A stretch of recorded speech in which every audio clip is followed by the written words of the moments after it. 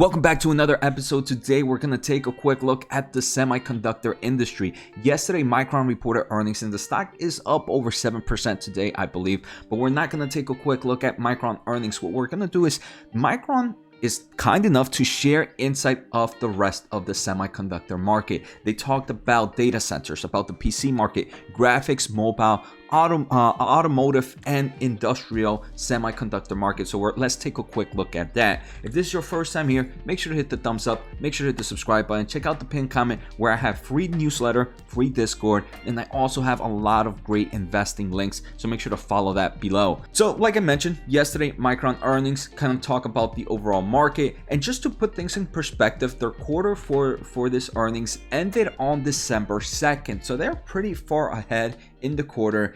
Just to put in perspective, AMD, their most recent quarter, which they reported in late October, I believe, ended in September 25th. So this is already kind of getting an insight of the semiconductor market before some of these other players kind of release new earnings. NVIDIA also, for example, they did earnings on November, but that quarter ended October 31st. So now we have an extra month of data compared to NVIDIA's earnings, which can kind of help investors understand where the semiconductor industry is at. So right off the bat, you can kind of go to their prepared remarks in their investors relations website and just take a look at it. But I already highlighted what I believe are some of the greatest points. First, in the data center. The data center is the largest market for memory and storage, and they expect it to outpace the broader memory and storage market over the next decade.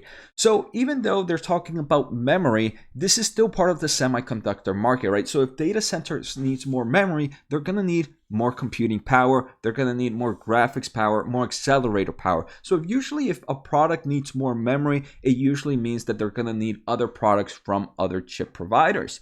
In the fiscal first quarter, data center revenue grew more than 70% year over year as results of continued cloud demand and the resurgence of enterprise IT investments. And this is very important, right? During COVID times, it did seem like a lot of companies were halting on investing in IT, which makes no sense. That should have been the time when they should have gone super heavy to kind of continue this kind of working from home environment or hybrid environment. But they also mentioned that they see strong demand as customers prepare for new server products launches in calendar of 2022.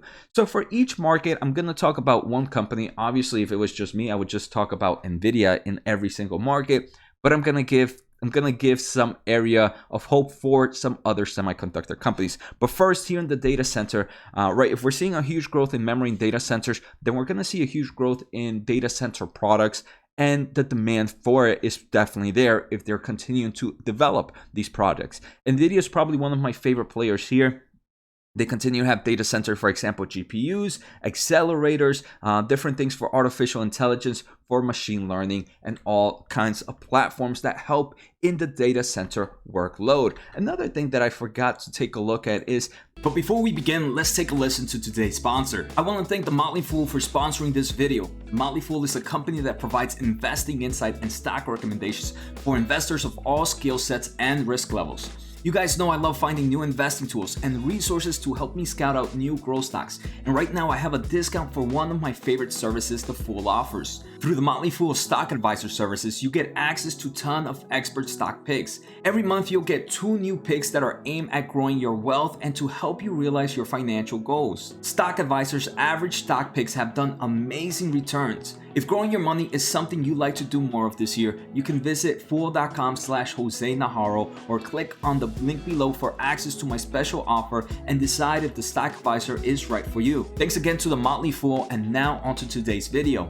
Micron mentioned that the huge demand is because of the following markets: artificial intelligence, 5G, electric vehicles, and more importantly, the adoption of virtual worlds like the metaverse, which are all going to need heavy amounts of memory and computational powers.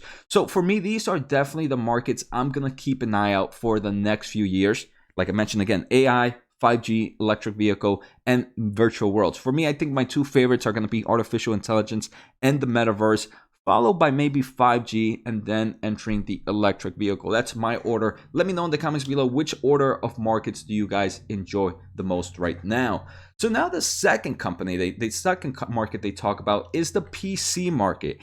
So here they mentioned that the PC demand is strong but can't keep up due to the chip shortage. Also, customers are doing inventory adjustments, and for calendar year of 2022, they don't expect much growth compared to 2021. So what is this chip shortage, right? So right now, to make a computer, you need different products. You need memory, you need graphics cards, you need processors, you need motherboards, you need other electronics for Wi-Fi, for internet. Maybe the memory unit is fine in form of products, and they can supply as much as they can, but maybe there's not enough of the other products. So a computer company, a company that builds computer, is not going to order memory if they don't have the other products to finish the build, right? There's no point in ordering half inventory if the other inventory can't come in.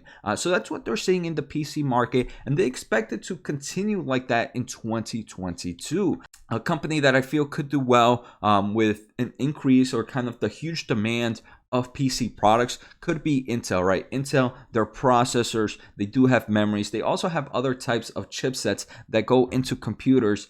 So Intel could be a great player here for this market, as there's still huge demand for desktops, high laptops.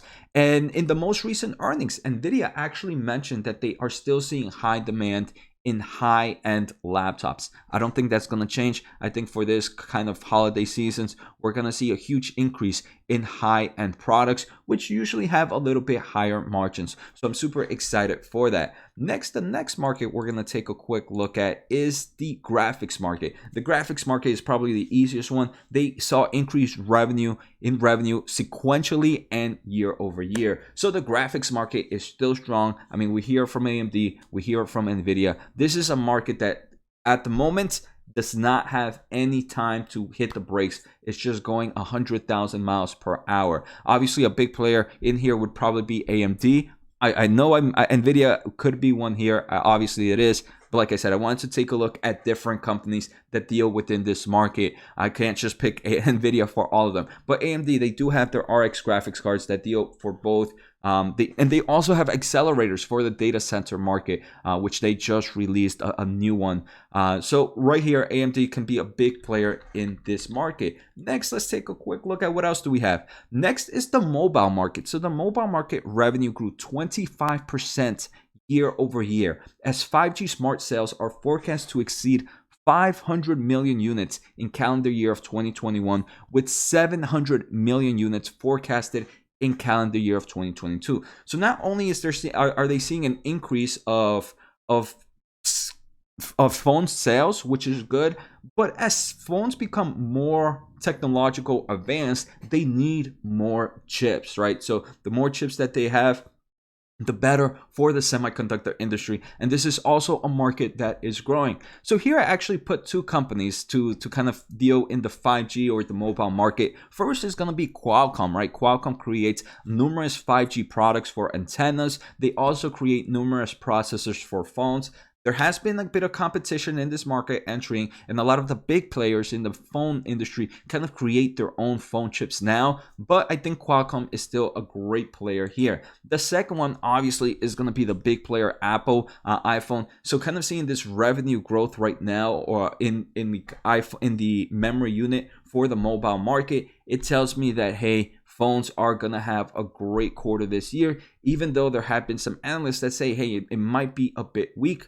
Right now, we're seeing strong growth, and we're going to probably see a strong forecast in the upcoming quarters. Next, they kind of talk about the automotive and industrial market, and they believe, even though this is the smallest market for them, they believe these are going to be the fastest growing memory and storage markets over the next decade. And again, just how I kind of mentioned in the beginning, because they're using more memory, in theory, it means they're going to need better computational power. They're going to need better chips overall. So if they need more memory, it means they're going to need more chips and more semiconductors from other companies.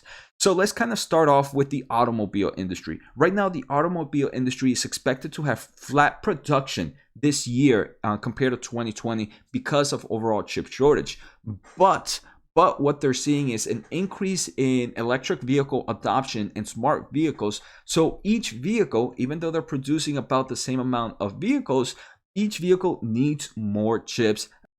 A company that can do well in this kind of automobile market could be ND Semiconductor. This is a brand new semiconductor company that deals with a lot of chips for the automotive market. I've done a few videos. This is a growth story. The only one I can think of, Qualcomm also kind of produces chips for the automotive market, so that's also pretty interesting. So those are two companies to take a look at within that market. Now the final market that they talk about is the industrial market. They're seeing huge growth in factory automation. They're also seeing huge growth in virtual reality and smart home products. And what are some companies here? I actually got a few. In forms of virtual reality, obviously we have Facebook with their Oculus Quest 2, which I believe is going to have a great quarter. In forms of industrial, for those not familiar, industrial automation has to deal with these kind of robots for building products like autos themselves. KUKA is one of the biggest players in this market. There are a few. Most of them, unfortunately, are traded over the counter since they are foreign. I do believe some of the biggest players are Japan-based companies. Next, I also, in forms of smart home products, you're talking a lot about things like this, like smart home security devices. I feel like everybody I know now has some form of either smart camera, smart alarm, or smart security system in their house. And there's definitely a lot of players there that many people can think of. Finally, I do believe, I keep coming back to Qualcomm. This is one I'm going to keep an eye out because they deal with all those markets. For example, they hit the XR, the virtual reality market. They also hit the kind of Internet of Things market, which would be some of those smart homes. So I really did enjoy today's market recap. I hope you guys did too. I think the semiconductor market is still still having a strong year. This doesn't mean that every semiconductor company is a buy right now. Some of these, I believe, might be overextended, but some of them might be sitting at a great price point. Now that I see how the market is doing, I'm gonna keep a closer look in some of the semiconductor companies and see which ones I believe are looking very attractive at these levels. If you guys have any suggestions, feel free to let me know in the comments below. But anyways, take care guys, have a good day, and see you next time.